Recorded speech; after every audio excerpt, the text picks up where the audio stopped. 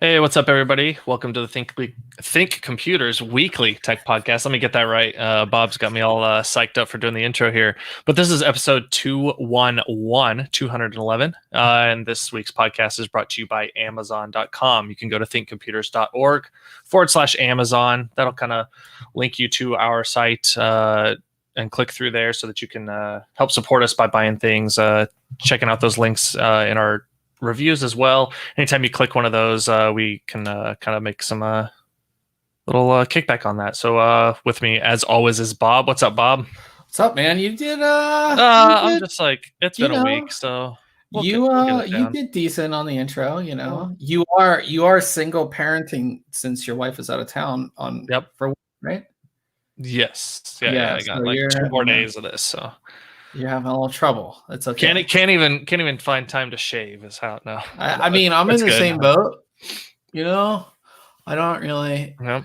I don't even think I can grow a full beard. Really, no, I don't think I ever tried either. So, yeah, I'll probably shave this all off tomorrow. So, yep. But yeah, everybody, what's up? We're podcasting here, and I guess we can just jump right in. I mean. Sure. I don't know if there's anything else to really talk about. It's been cold and rainy here, so I'm not a fan of that. Yeah, it's been like back and forth weather, like kind of warm, and then like we've had snow and rain. We got a ton of rain on Sunday.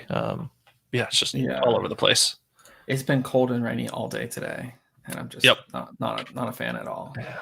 But let's jump into our reviews. For everybody who is following along on the live stream, we have our full show notes page that is linked in the description. So as we go through all the different reviews and articles and everything like that, you can, go ahead and follow along with us. So to start off, we talked about it last week. There was going to be a new case launched this week. And there was actually 2, but one we actually reviewed. And that is the Fractal Design Define 7. So this is the 7th iteration of the Define series. Actually, it's probably more than that because there was like the R6, and then there was like the R6 USB-C where they added USB-C, and I'm sure there was other versions. Which I don't know if I really count that. I mean, but if there was enough like change between the two, but yeah, Define 7, right? Define 7. So this is their new take on the Define series. I would say the Define series is one of those cases that does a lot, and it gives you a lot of value. At least historically, they've done that. With this version, I think they've really done those things, plus made it a lot easier to switch between the different layouts and everything like that. And just the changes that they've made from the Define R6 to this case are, they like, that case was already good in my opinion, but to see the changes that they made, it's just really good at what they did. So if you're not familiar with the Define series, this is kind of what it looks like. It's sort of like that sleek, boxy look. You're either going to hate it or you're going to love it. We have the white version, which has a silver front. There's also a black version as well. No gunmetal on this one, if people were looking for that. Some people do like that color. But you have all of that. And then the front is actually a full door. And you what's cool about the door, again, this is talking about like functionality with this case. I think this case is super functional, is that the door opens to the right, but you see these like holes here. You can take out the hinges and put them on this side, and you can see the hinge, on this side, and you can actually move it to the opposite side. So depending on your setup or however it's just easier to open. It's just a thing that they've done that I don't think anybody else does. To make it easy to open that door. Right. Like how many doors do you even see on the front of cases anymore? Not many, right? Yeah, exactly. We have sound dampening material. So historically, the Define series has been a more silent case. So we have sound dampening material on this front door. We have our large ventilation, which this is a filter that comes out. And then we have a 5. What is that? What is that thing, right? There's a 5 1/4 inch drive bay.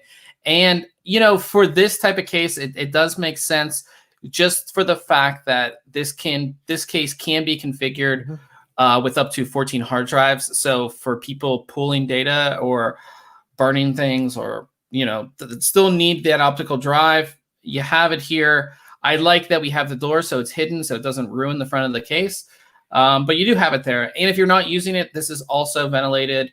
And it's a filter as well. Like this cover is a filter, so you can take it off and clean it and all that fun stuff. And when you take the front off, which easily pops off, you'll get two 140 millimeter cooling fans. Since we have the white version, they are white, and the black version, they're black. And then on the front, we have a full length filter. So this filter easily comes out from the front, and it extends the entire bottom of the case. So you have, some really nice filters there. The top of the case is pretty plain, as you can see. And then you have all of your connections. Things to note here is you have total of 5 USB connections, 2 USB 3.0, 2 USB 2.0, and a USB 3.1 type C here as well. So big power button, smaller reset button. It's pretty typical. But the cool thing about this case is that, you're thinking like, I was worried when I first saw that. I was like, oh, what have they done to this case? And then I obviously ran along. If you want silence, this is the top to go, right? But if you want airflow or a higher airflow, they actually include this ventilated panel right here. It comes with a case. It's no extra cost or anything like that. It comes in the accessories box, and you can easily pop these off. When you pop it off, you have another filter that you can take out. And you have the cooling bracket, which can also be fully taken out. You can fit up to a 420 millimeter radiator, 3 140 millimeter fans, and it has the fill port if you're doing custom water cooling. And the main panel, this panel right here, has the sound dampening material on it as well. So it just allows you to kind of pick and choose, what you're going for. If you want better cooling, you have the ventilated panel. If you want silence, you have the plain panel, which I really like. Yeah, that versatility is awesome. And the fact that they include that, like extra panel in there, it's not an extra cost. That's so nice. Talking about that, we have a tempered glass side panel. They will offer a version that just has a normal side panel. And this is, your typical panel. This is going to show off everything in the case, which I really like. It's not tinted or smoked or anything like that. The black version, there is a SKU that's called like the Blackout Edition that has a tinted window for those. And you can get it with a standard side panel though as well, correct? Yeah. So this opposite side panel, that would be the other standard side panel that you would get. Okay. Yep. And then onto the back. The cool thing about the side panels is there's no screws on them whatsoever. Yep. Which is really one of my favorite things about this case is there's these little buttons here. You press those over and they release the panel. So as you can see, like, tempered glass side panels, you usually have a screw or something. In here, you don't have anything. There's no screws. It's just a clean look. And, some people take that for granted, but after looking at so many cases, I'm just like, it's just nice to see that. I just really, really like that. In the chat, Space Ghost said that he finally upgraded his R9 390 to an RX 5600 WindForce. It's all good except it freezes my computer. I would say the first thing there would be drivers. Yep, when it comes to AMD. Got a second there. And not just upgrade all of your drivers completely, like on all of, that's a brand new card. So I would upgrade like your motherboard drivers, everything. I think that's kind of the way to go there. But back to the case. Internally, you see you have another fan. It's another 140 millimeter fan. So 3 fans included with the case. Pretty standard layout. If you take the opposite side panel off of the case, again, more sound dampening material there. So those panels are surprisingly heavy. I know on the R6 that I have, like you take those panels off and you're like, how much does this material weigh? But it does such a good job with that sound dampening. Yeah, it really does. It's pretty interesting. So you have that. And then when you take the back panel off, there's some really interesting things here. So one is typically the fan hub would be in the center here. They've redesigned it and moved it to the top, which makes it so much easier to route cables. You don't have a massive, you don't have 4 fans connected into the center part and going all over and making the back of your case look ugly. Yep. It's all at the top there. It's been redesigned. The fan hub supports 3 PWM fans, and then I think 1, 2, 3, 4, 5, 6 of 6 3-pin fans as well. It's right at the top. Like I said, I really like that design change. Another design change is that they have the cable guides now, which I think make it just much easier to route your cables. They have built-in Velcro straps, and there's 2 more Velcro straps over to the side here. I like that as well. These components use a SATA power connection, not Molex, which is nice as well. You have 2 2.5-inch SSD mounts. They are removable. They are made of metal. They come right off the back of the motherboard tray. And then you have this little interesting guy right here. If you can see it, I think I have a better picture of it, maybe. Yeah, I do. So this is their new multi-bracket. This comes with a case. And what this does is it allows you to mount a 2.5-inch or 3.5-inch hard drive. But it also doubles as a mount for a pump or for a reservoir.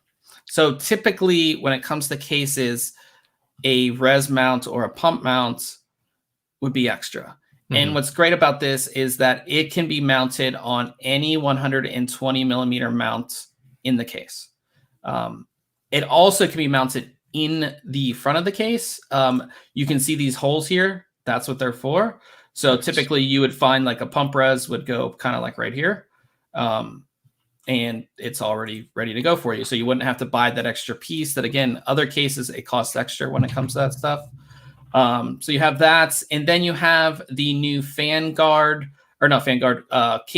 thing. It kind of just separates the bottom half of the case, from the top. And it covers up all of that cable mess, I think. Yeah. And even though that's like a solid side panel there on that side, a lot of times you're like, when you're putting that side panel on, you're kind of pushing in on those cables every now and then when they're kicking out. But this panel, like, I'm guessing really helps out with that. It completely eliminates that. It's made of plastic. It is thicker plastic, but that's all right. It's internal. I don't mind it being plastic, really. And then at the bottom, you have, of course, where your power supply is going to go, and then you have 2 hard drive trays in this cage. They're all removable. They're metal. The cage is metal. You can actually move the cage back and forth if you need to fit larger hardware or a longer power supply. You can go ahead and do that. You can completely remove this cage as well. So a lot of functionality just in this like stock configuration. But then you go ahead and you move to the storage configuration. So basically what you do is you take that pan like this. Let's see here if I can go up to it. You take this part of the case right here.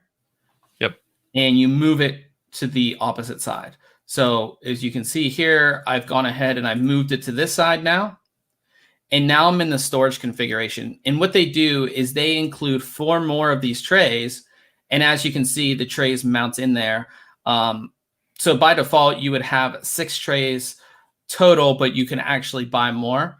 But by default, you have 6, 7, 8, and you can actually fit a hard drive there. So I think 9 hard drives by default in this case, up to 14 total. So this gives you the flexibility if you wanted like a high storage build or if you didn't. And even if you put this here, you can still fit, I think, over 300 millimeter graphics cards in. So you wouldn't really be blocking all that much if you did go for the high storage layout. Yep. Which is so how difficult is it to move that panel? Because I know on the R6 it took quite a few screws and was kind of a pain to do. Is it a lot easier? That's the difference. And I said in the beginning about this case was that they made things a lot easier. So really all you do is you need to have the front popped and the top popped, which these pop off so easily. They just pop right off. You remove 5 screws, you take it out, you move it over, you put in 5 screws. That's it. Cool. There's 3 on the top, or 1 on the top, and then 2 on the top, and then 4, or no, that's 6. I can't. There's 1 on the top and 3 on the front of it. You can see one that's like right there. It's really easy to do. Cool. That was a big thing because there's been a lot of cases that offer this type of functionality, high storage and modular internal layout, but to actually change the layout was never worth it, right? It was just, so I actually, to take these pictures for you guys and to show you it, I did it and then I moved it back to the basic layout to do my install. Build, yeah. So that was like, it was super easy. If it was because I had an R6 and I knew what it was like to change that layout, and that was one of the things I hope they changed, and they did. So you can see our build here. It came together pretty well. We have a pretty clean layout, but just like every case that we've seen recently, we have this. And yeah, like it's a USB 3.1, but it's an X570 motherboard. You know what I mean? It's just like, see this cable routing hole? Why isn't there another one right here? Yeah. And I think the reason, I'm not sure the reason. Power supply, maybe. I mean, I know they put the one to the left there, but I don't know. Yeah. I don't know. Yeah. So good answer. I was a little bit upset that like I have this cable mess that you can see, obviously, with the window, you know. Yeah, I just wasn't the biggest fan of that. Besides that, this case is absolutely amazing. It is selling for $169.99, which I think with everything that it comes with the quality, like there's hardly any plastic in this case. Yeah. And that's something that Fractal Design has always traditionally had, is like really high quality, the functionality and what you're getting. So, you know, again, that ventilated top panel that comes with the case, the 3 included fans that come with the case, 140 millimeter, right? Yeah, 140 millimeter, 3 140s. You're getting the 4 extra hard drive trays that come with the case if you wanted to do the high storage layout, you know. And the fact that I think, again, by default, that would be 6, 7, 8. I think by default, with what's included with the case, I think it's up to 9 hard drives, maybe 8 or 9, which is quite a lot stock. Yeah. You have the multi-bracket that doubles as a pump or res mount, which you would have to pay extra for in other cases. So it's just like a lot of value, I think. As far as water cooling, 360 in the front, 420 in the top, and I think you can do a 280 in the bottom as well. If you remove that hard drive cage, you could do a 280 in the bottom with still room for your power supply. So I gave it a 9 out of 10. Again, the only thing is that mess that was the bottom mounting for our bottom headers and everything like that. Mm-hmm. But I think this is going to be one of the best cases of 2020, just from a functionality standpoint. And again, the look of the case, you're either going to hate or you're going to love, but I think it is a really great case. So yeah, I mean, it's a pretty popular case. It's one of my favorites for sure. Yeah, definitely check the review out. And we'll jump to our giveaway. We are giving one of these away. So super easy to enter. It is US only, but it's 15 days left on the contest. So a lot of time to get your entries in. 15 different ways to enter. And yeah, we're giving away the white one as well. So which is my favorite out of all of them. So definitely get your entry in for that. So I'm pretty excited for the giveaway. And we'll move over to your review this week. And you took a look at a AiO from Alphacool. I did. There it is. There it is. So yeah, I looked at the 360 millimeter version of the Eisbaer Aurora CPU cooler. So yeah, 360 degree setup. There's a couple of pretty unique features about it. One, it's an expandable loop, which is pretty nice. So you have the option with this kit, kind of totally opposite of other kits, all-in-ones that you see. Most of the time, they're just a sealed unit. You're never going to open them up. You open them up and then it's essentially ruined. But they've got a couple options here. Bob's got the image up now. That's kind of their quick connect fitting there that came from their enterprise solutions group. Same thing with that tubing. So that this connector here allows you to add another radiator. If you want to throw in a GPU block, you can do that. And then there's also a port on the pump res block combo unit as a fill port, right? So if you need to add a little more coolant in there after you've added those additional components, so that's nice. You can kind of expand that, that the pump and reservoir and all the components there are capable of adding some additional components to the loop. Like I said, some of those parts came from their enterprise solutions group, so that pipe, the tubing there is actually a little more resistant to heat. So you're not going to get the kinking that you might get with other materials. When they get warmer, they become more pliable and kink easier. and then it just adds up to longer a lifespan with that material as well. Looking at that image there, any of them of the water block, they've got, it's called the Eisbaer, right? So bear is in the name, so it's got a little bit of a bear aesthetic on a couple sides and the top of the block itself. For me, I'm not really a big fan of that look. I said it in the review, I'm like, it's kind of cheesy, but whatever. It does also have addressable RGB lights on the block as well as on the 3 included fans. So it does look nice when it's lit up. And then those couple images there, right? It's got a really nice polished nickel-plated copper base. I've seen a base this polished in a long time. It's nuts. I'm trying to think. There was one other I had one time that was very similar, but it's like a mirror. I mean, it's a really high polished nickel there. Obviously, that's a reflection of me taking an image, and then another side shot. The picture looks blurry, but it's because if you look at the block, right, it's reflecting into my room there. So that's awesome. And then those are the just a quick look at those their fans there. Those are the Aurora Lux Pro fans from them, 120 millimeter models. They have foam at each corner, so you've got a little sound dampening and vibration reduction there, which is nice. One thing I will note though is the fan blades on these are noticeably smaller than a standard 120 millimeter fan. So I think it's because they had to make room for the RGB, well, absolutely right. Yeah. They've got a really thick chassis and frame for the fan, so probably have to spin a little quicker in order to get the same amount of airflow as other similar sized fans. And just your standard accessories come with it. Fan splitters, you've got a little RGB controller there, but it's also compatible with motherboards.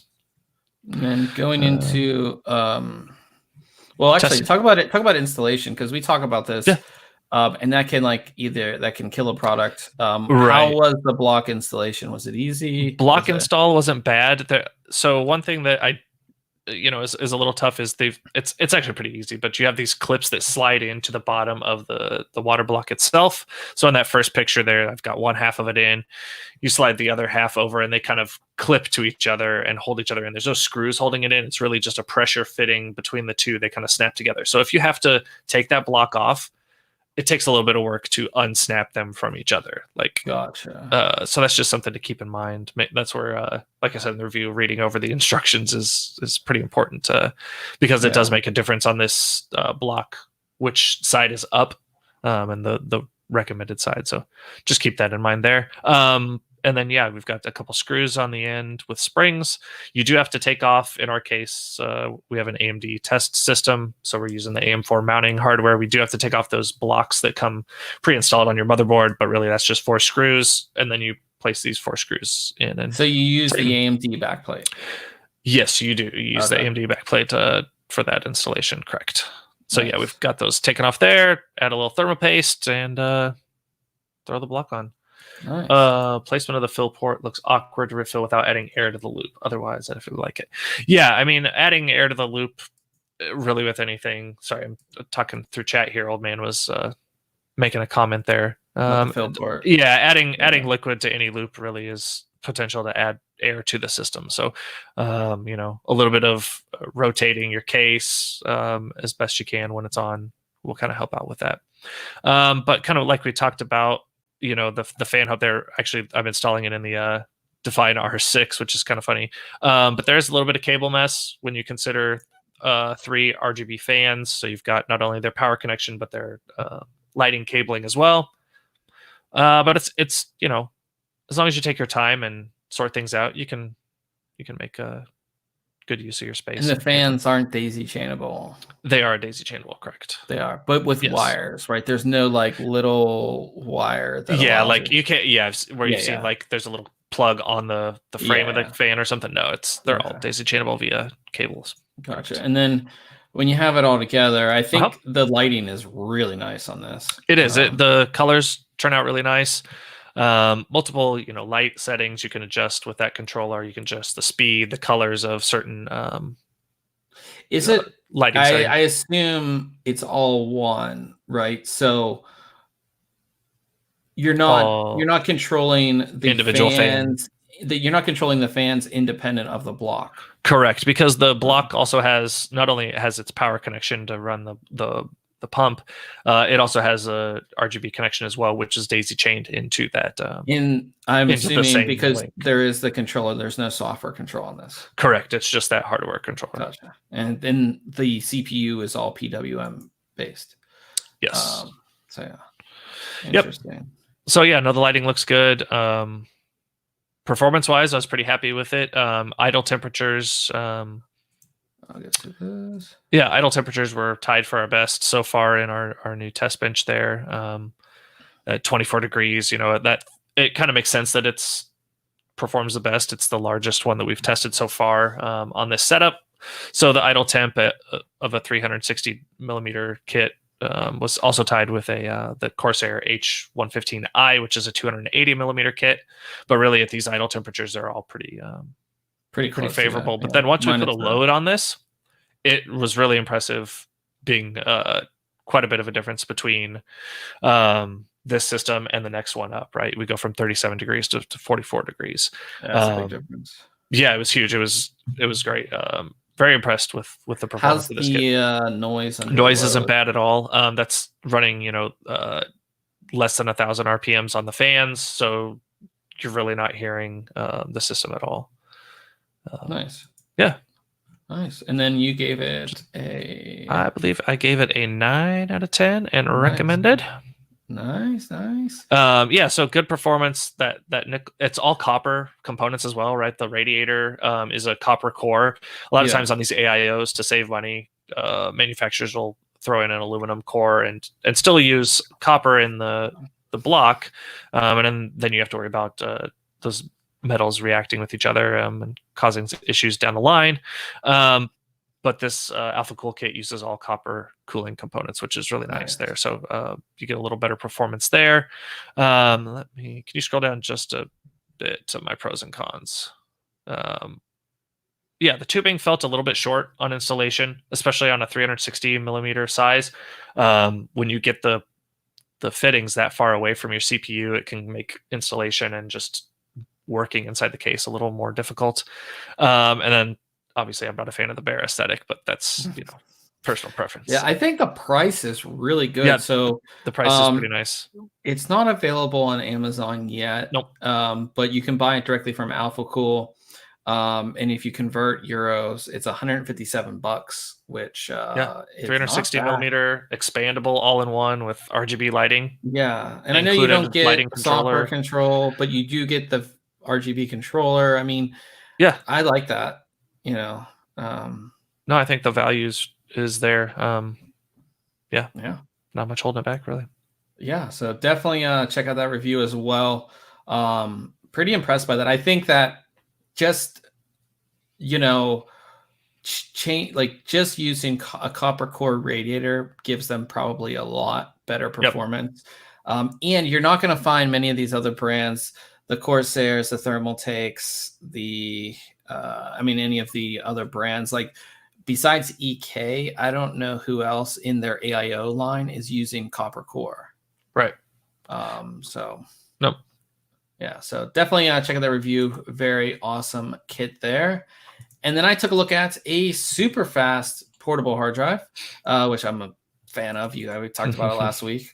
I took a look at the ADATA SE800. This is sort of like the next generation from their SE730H or something like that I reviewed last year. Has the exact same design. So it's an all metal design that is IP68 rated, which means if you have the cap closed, there's a little cap here that you open up for the connections. If you do have the cap closed, it is waterproof as well as dustproof. It also passes a military spec for shockproofing, which makes sense because there's no moving parts in it, so it should be able to do that. And they're so lightweight anyways too, like dropping them is like nothing. Yeah. And the metal housing is just nice. I mean, you can throw this thing around, you don't have to worry about it getting all messed up. They've gone with this blue that we got here, but they also have a black version. The previous version was available in, I think, gold and red. So I do like the blue and I do like the black for this as well. As I said, you have this little cap that kind of comes off. and that reveals your Type-C connection. This is a USB 3.2 Gen 2. So to get the full speed, you will need a USB 3.2 Gen 2 port on your laptop or on your motherboard. And they do provide last time they just provided the Type-C to Type-C. This time they also provide a Type-C to Type-A. So if you had an older board that didn't have a Type-C but had maybe a USB 3.1 Gen 1, and you still can get pretty fast speeds that way, you have this here as well. And then going into our testing, this drive is one of the fastest drives that we have reviewed. They say it's around 1,000 megabytes a second or 1 gigabyte a second read and write.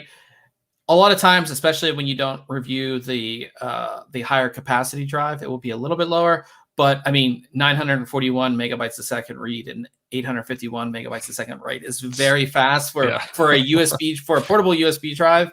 That is very, very fast, very close to that 1 gigabyte a second. If you look at our results, the only thing that beat it was the Patriot. I forget how to say this.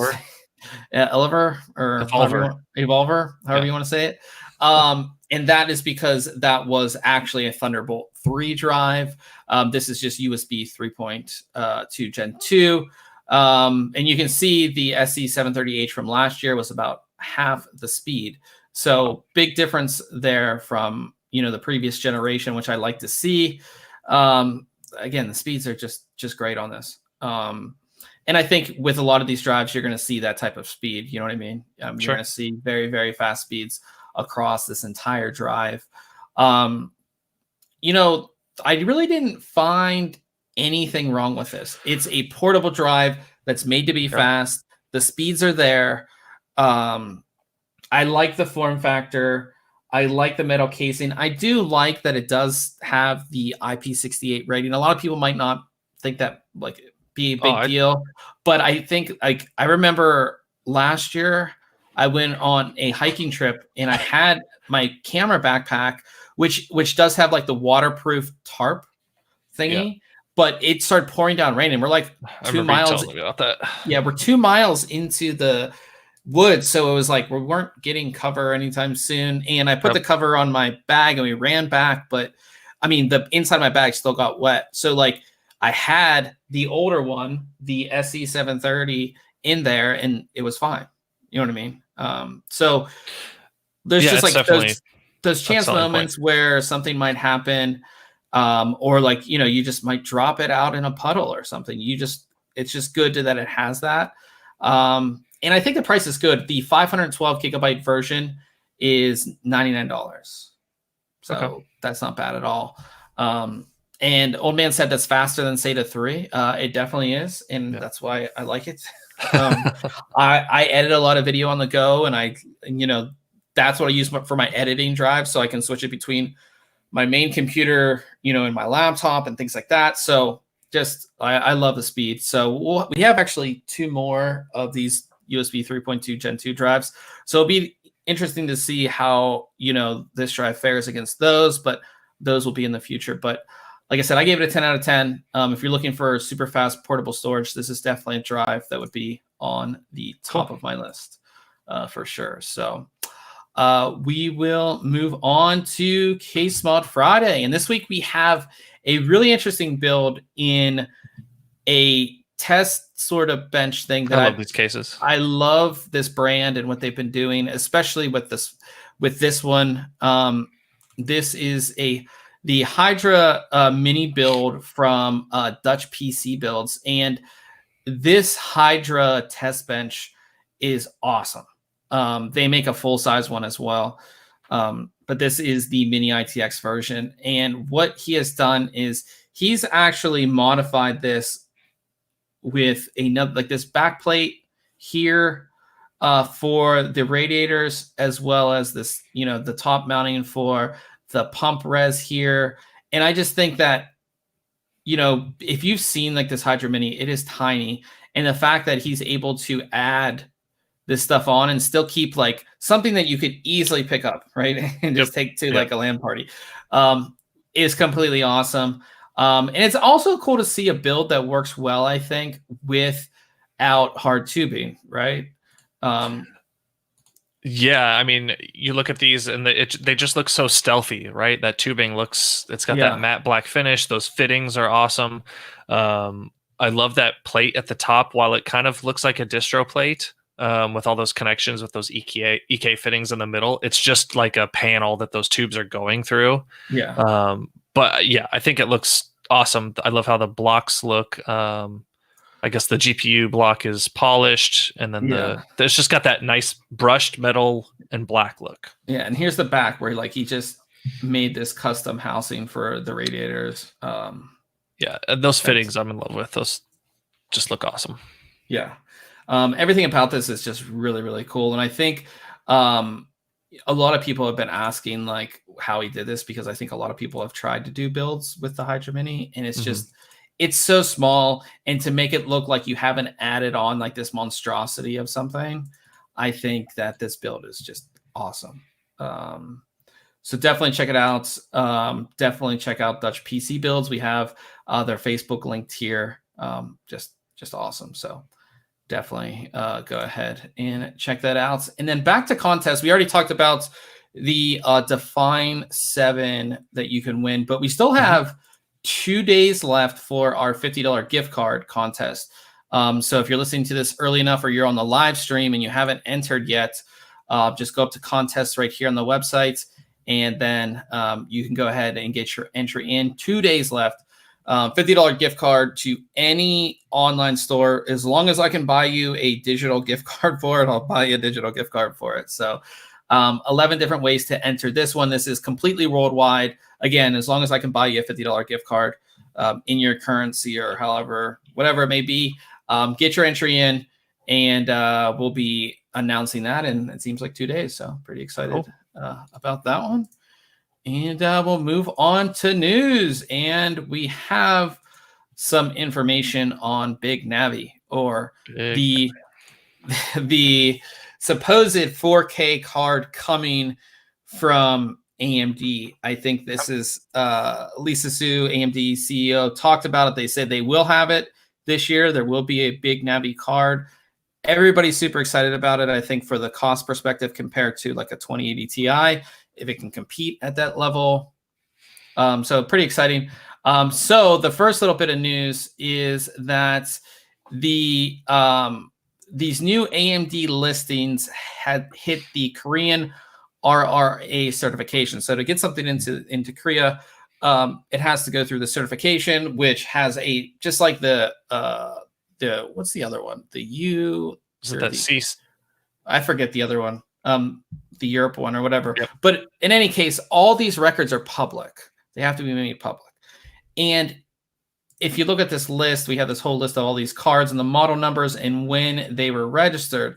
And the interesting thing is that AMD registered 2 cards on this list, the D1302 and D18206. And then a month later, we had the RX 5700 and RX 5700 XT and RX 5700.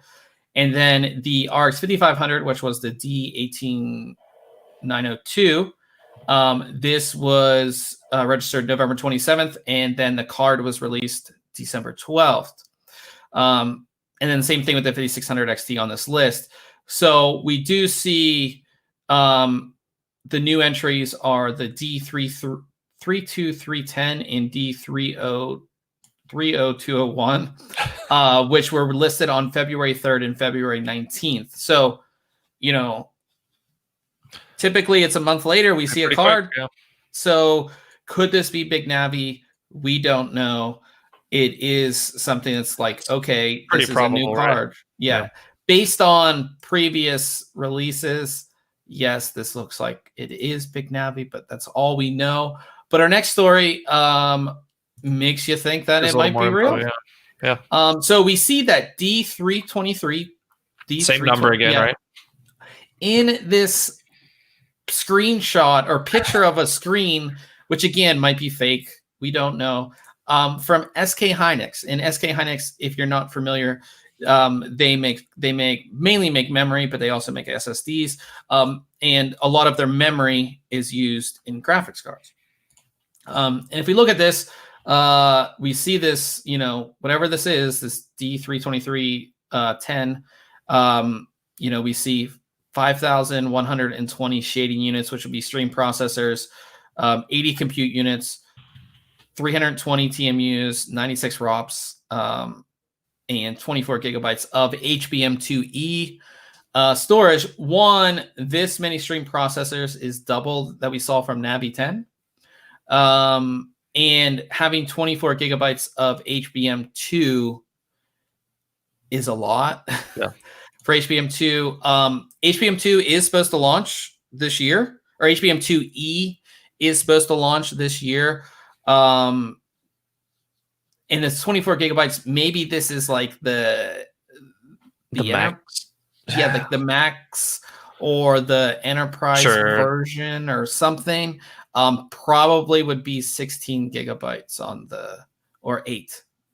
On a consumer type card, yeah, or 12 or something like that, but this just like, you see the same number that was registered. Again, it could be fake, we don't know.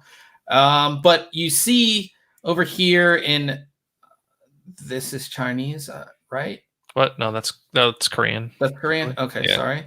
Or it looks Korean to me. Yeah. You see 5950 XT PCB. So like, my thought on what this could be is this is like, and you see, their 2019 earnings, blah, blah, blah. Like, and you see 2020, like this could be like an outlook being like, okay, our memory is going to be used in these cards. This is their, for like an investor or something like that. And sorry, back to the Korean thing. Yeah, SK Hynix is a South Korean company. So sorry. No, yeah. Totally over my head. So we don't know. But that's kind of like the big thing this week was just like, this could be it. It's coming soon. For all the AMD people out there. Old man said, isn't Navi what they're going to be using in Xbox? I think it's something a little different. It's AMD. It is AMD, yes, absolutely. But I know the stuff from Xbox is custom made for the Xbox. Right. You're not gonna see the architecture is Navi though. Like the actual GPU architecture is Navi. I'm pretty sure.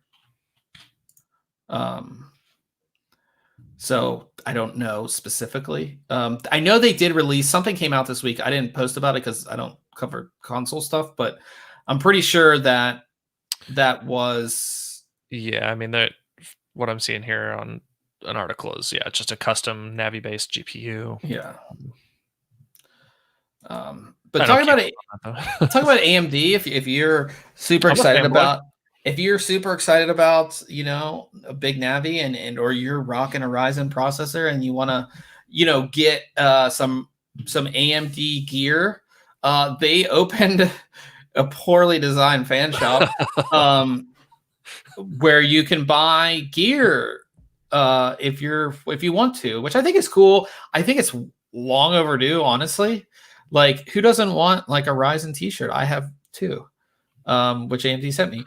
But like, who doesn't want this stuff? And if you go to the fan store, I hate this page because it's like, we've renovated and we'll be adding more new. And you think, all right, here's your featured products. Well, they're featured, and that's all there is too, right? No, if you go to there's a lot more. Oh, is there? Okay. All right. They have it. Oh, they took off their custom. Wait, did they take off their Ryzen thing? Oh, they don't have the special edition thing anymore. I guess they sold out of it. Sure. But you could see they have, for all their sub brands like Radeon, Epic, Ryzen, and Threadripper, they do have shirts. Basically, they have a shirt, a women's shirt, a men's shirt, a hoodie, and a hat, which you'll be able to get. That's kind of what they have. These pictures are horrible. Oh yeah, they had that limited edition. Yeah, they did have, which was really cool. It was like when Ryzen first came out, right? Yeah, so they had this limited edition set, which was $150, which gave you a Ryzen hoodie, a Ryzen t-shirt, a Ryzen hat, and it comes in I assume is a limited edition wood Ryzen box, which I actually have. I should have brought it down. It's up there. And that's what they sent first gen Ryzen review samples. And it was really cool to get like something like that from a company. But that's not it's not here anymore under Shop All. It's not there. And if you go to Ryzen, it's not there. And it's not under the 125 to 150. So I assume that's sold out. I think a lot of people want it. And that's a pretty good deal. I mean, all that stuff together, you're getting you're getting t-shirt, hat, hoodie in the box. And the hoodies are $65.99, t-shirts $24. That seemed a little high, but I guess they're a New Era brand, so I mean they're decent. Oh yeah, that's decent stuff. Yeah. But yeah, like I said, and then for like the main AMD brand, they do have this jacket, this fleece jacket. And then they have this polo for $50. Nice stuff. And then they have the tumblers, AMD tumbler glasses for $20. So if you want to support AMD or just show everybody that you're an AMD fanboy, I'm kind of, this Radeon is ugly. I'm not a fan of this at all. Yeah. It's just, especially for $65, like, yeah, could have done better on the Radeon stuff, but the Ryzen stuff looks good in my opinion. But yeah, like I said, we have the link to the store if you want to pick up some gear from AMD. And that brings us to another AMD story. Who would have thought?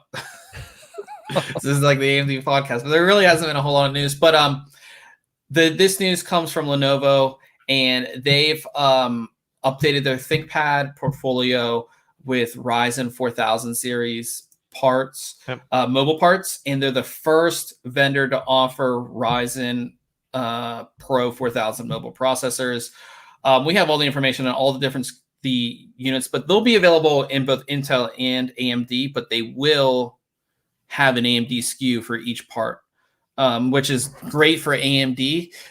This Lenovo is a huge player in the laptop market, so having them as a customer is huge for them. And it's, I think a lot of companies, especially with the shortages on mobile parts when it comes to Intel, a lot of companies, we saw Microsoft do it with the Surface. There's a Ryzen, that was a custom part, but and then there's rumors about Apple coming out with an AMD powered MacBook or MacBook Pro. I faced those shortages multiple times, like at work, ordering components and them getting canceled. So yeah, and plus I'd love to have the option of buying AMD systems from a vendor, right? Having just the choice. The choice between performance the two, and price and everything. So we have all the information on all the ThinkPads and everything like that. But it's just good. It's like good to have because especially when it comes to laptops, it's always been Intel. And like the parts that AMD offered before were never really competitive. It's like if I really want to save money, but I know it's not going to be. You're saving money, but like your experience is going to be horrible. Yeah, it's like, oh, this could have been a laptop, but with the AMD part, it's like a netbook. It's a netbook, yeah. Yeah, so that's kind of how it was before. You never went the AMD route when it came to laptops, but I think I'd wait for a lot of these reviews to come out because there's a couple. I think Asus announced right after this, they announced one of their gaming laptops with one of these processors in it. So I'd wait for the reviews, but I think it's going to be competitive, which is going to be awesome. So yeah, back to more news. I don't know what else we have this week. There's not a whole lot. Oh, okay. Nope. So the other case that was released this week was a very interesting case. It is. You don't like it? That's fine. What do you tell us what you don't like about it? No, it's fine. So it's from NZXT, who we haven't had a major case launch from in a while, right? Yeah, nothing comes to mind. Like the H700i, yeah, like that was like the last big one in my. So you want, if you want to explain it, you can go ahead. No, go ahead. It reminds me of that Fantex Evolve, like the Evolve, right? Which I think I liked better because you weren't as stuck with the component choices that this has. So this reminds me of the Evolve and then the Corsair One Yes. build where it's like some of the components you just don't get to choose, which I understand, like sacrificing that component choice for layout and compatible, design and everything. So that's all. That's my only complaint about it. I think it looks great. I think it'll do well. Yeah. So this is designed as a vertical mini ITX case where you have obviously a ton of ventilation on both sides, and then on the other sides, or at least is it on both sides? No, it's only on one side. There's 3 sides of ventilation. Yeah, 3 sides of ventilation. Then one side, you have a window, white and black versions, white and black versions. Why does this look black? Is the interior all black and this is just white? I think it's just that external piece that's. Okay, yeah, I see now. So maybe not white and black version. I don't know. In any case, the interesting thing about this case, besides its vertical layout, which we have seen, as Ryan said, in the Fantex Evolve series, in the Corsair 1, and a couple other cases, the interesting about this is that it comes with a power supply, with the cable that you need to do, the actual power connection down here. And it comes with is that 140 millimeter AiO or is it 120? I'm looking right now.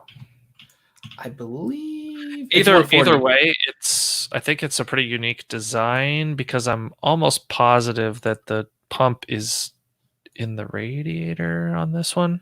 Okay, yeah, that makes sense. To save on, yeah. You've got some space savings and then maybe some patent stuff as well there. So you get that, and then you get a riser card as well that allows you to install a 2-slot card on the opposite side of the motherboard, which allows you to obviously save space. It's all included, which is nice, I think. But I don't know how big this is actually, but it's not. I mean, what, like, I'm trying to get this in frame here, but I mean, it can't be. Is it the same size as a mid tower, like vertically? I would say it's the same size as a mid tower vertically. Yeah, I think so. I mean, you've got that power supply mounted vertical, and it's a smaller power supply anyways. But if you think that fan's like 140 millimeters in size, maybe it's a little shorter than a standard case. Old Man asked if this is going to be the new trend, small vertical cases. We have seen a few of them. I don't think it's going to take people away from mid tower, full tower cases, just for the fact that a mini ITX system is very limited. You're only going to get one M.2 slot. You're only going to get one if you're doing multiple graphics cards or you want any other expansion slots. You only get one X16 slot. It'd be a lot more careful with component choices, right? Like, yeah, you're getting less USBs. I mean, you're getting a lot of. You're not going to get as much. But I do think that a case like this is perfect, like sitting on your desk. You do a Ryzen X570 board with a 2600 or something like that, and a nice 2080 Super, a 2080 Ti in there, and like that is the LAN rig, and this should be easy enough to pick up and take with you, right? Yep. And it looks like you have room for at least 2 hard drives. They use kind of like these little pressure connections in there. They're just like super easy to install drives in, which would be more than enough. Plus you have the M.2 on probably the backside of your mini ITX board. I mean, that's and my other complaint about this is the price. Okay, yeah. So the case itself, with the power supply, the AiO, and the riser is $239. Yeah. Right? $239. So if you think about it, no, it is $349. What? I thought it was 2. No, that's a lot. It's $349. Yeah, I guess you're right. $349 right there. I guess you're right. Okay, so if we think about it, let's try to do a cost analysis here. Okay. A 140 millimeter AiO is what, $80? Yeah. Right. There's no lighting on it. Yeah, $80. A 650 watt power supply. What's the power supply? What's the rating on the power supply? I would say it's probably a gold. You think? Yeah. Well, okay, so 650 watt, like that's like what? I don't know. Yeah, it's 80 plus gold. Sorry. Okay, yeah. So that's probably what, another $80. Yeah, 100. Just say 100. Just to be So play safe. you're at 180. Yep. And then a riser cable is decently expensive, are they not? Yeah, but okay, another what, $50? Yeah, so Maybe. 50. So what is that total? You math guide, go. Oh wait, I'm in charge. What did we say? We Yes. said 80 and then 100, right? 80, So 100, and 230. then 230. So what does that leave us left? So 100, Yeah, which would be for the 230, chassis. 330. Yeah, Yeah. $120 chassis. Yeah, I guess that's kind of pushing it, right? Yeah. I do like the idea of this for ease of build, right? Like you're going to be able, so I've done mini ITX builds. You're going to be able to move this, the pump block out. I assume you'll be able to like move it out so you can put it on the board and then put the board in there, right?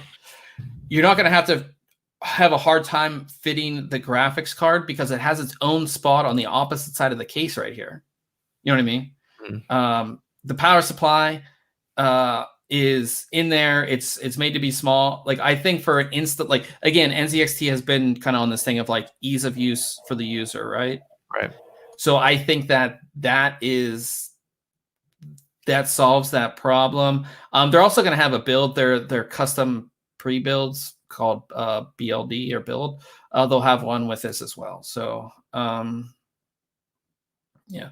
It says components are valued over $250 minus the case. So Okay.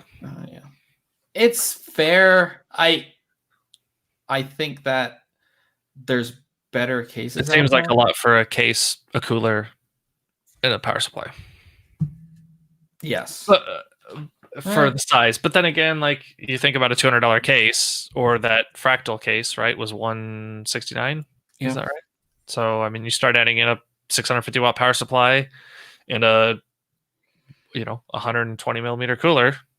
You're back in a riser cable and a cable. So yeah, I think I would really like to see this. I haven't even looked at any of the reviews to really get its size, but I think it would look sick on your desk. I think like it's going to look really nice on your desk. So yeah, we might be getting one of these into review. I'm not sure yet. They emailed us, but I haven't emailed them back yet. So, but yeah, that was the other big release this week. I like it. I think it's cool. It's different. So we'll have to see what it's really all about. I haven't watched any. I know a bunch of YouTubers put out videos on it already, so I haven't even had time to watch that. Our last little bit of news comes about gaming news, and it's about GeForce NOW, which is NVIDIA's streaming service, which has been in the news a lot because it came out of beta. Now, again, it's $5 a month, unlimited, and then there's a free one that gives you 60 minutes. Is it a day or is it a week? I think it's a day. But basically allows you to stream games you already own. You still have to buy the games. You don't get like access to a library of games like Xbox's what is that called? I don't know. Game Pass. Yeah, Xbox. It's not like Xbox Game Pass.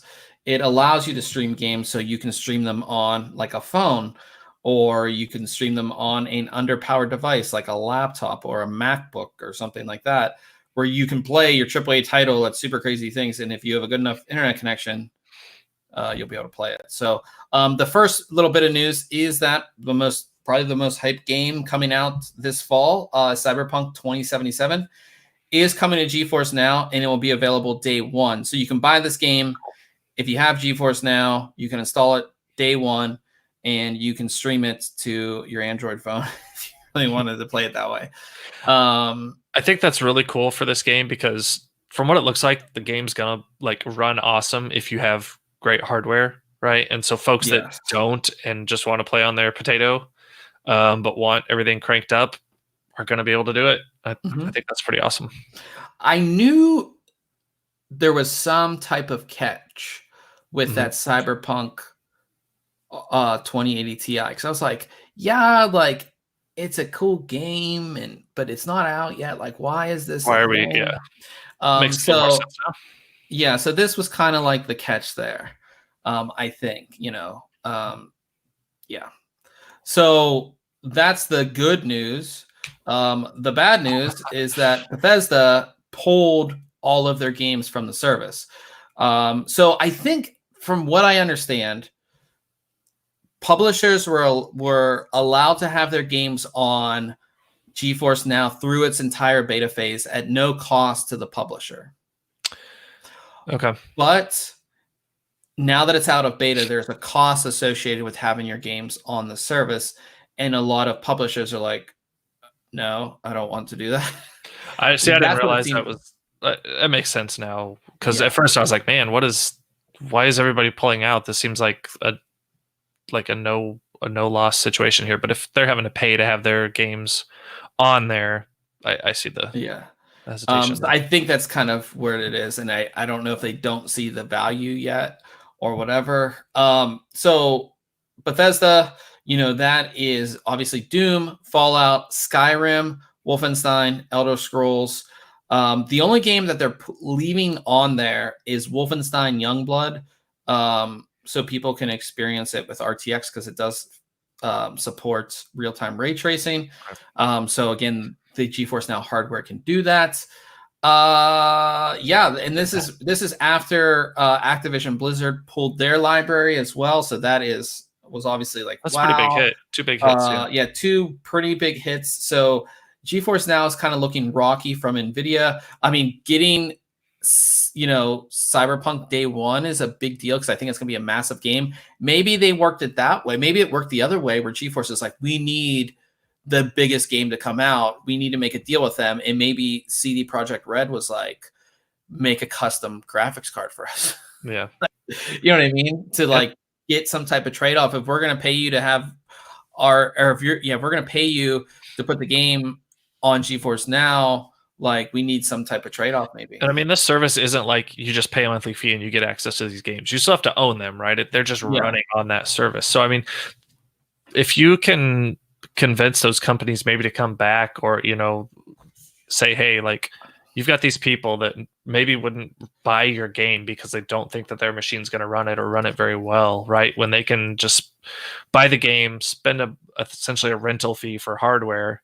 I don't know. We'll see how it goes over time. I'm still not a big I just don't think believer in it yet. And I watched a couple videos. I think it was Kyle Bitwit. He was testing it out and he was having some serious lag with stuff. And then he realized he was running his network across his power lines. So I think I still have access. Yeah, if you want to try it out, we could try it out if you want to.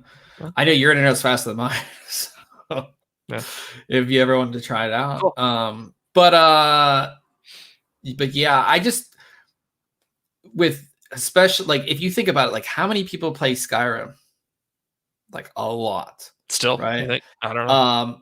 I think that's the big game out of those, and maybe Elder Scrolls is like those are the two pretty big games out of Bethesda, and then you throw in WoW and Overwatch, like those are massive, and like you're losing all of that. So, I do like the idea of the service. I like the idea that NVIDIA has the service. It's not a service using NVIDIA hardware, like NVIDIA, so when it comes to like troubleshooting and everything, like it's all there. You know what I mean? Yeah. So Old Man says Google Now blows Stadia out of the water. I haven't seen much on Stadia since it was like announced and released. And launched and was a dumpster fire. Yeah. And he said PC games are cheap. Yes. Steam sales are amazing, but I don't play. No. And all the free Epic games. Old Man, if you don't have the Epic Games launcher, I haven't been checking on I think this week one of the Assassin's Creed games was free.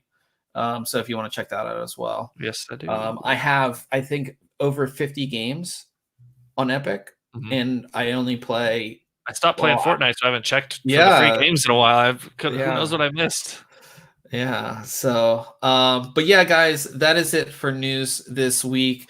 Coming up next week, I tried to get it done this week, but this product uses a Molex connection, which I had literally. I have like 6 power supplies. I had no clue where a Molex power connection was, so I had to go and buy. I actually have them sitting in front of me from Amazon.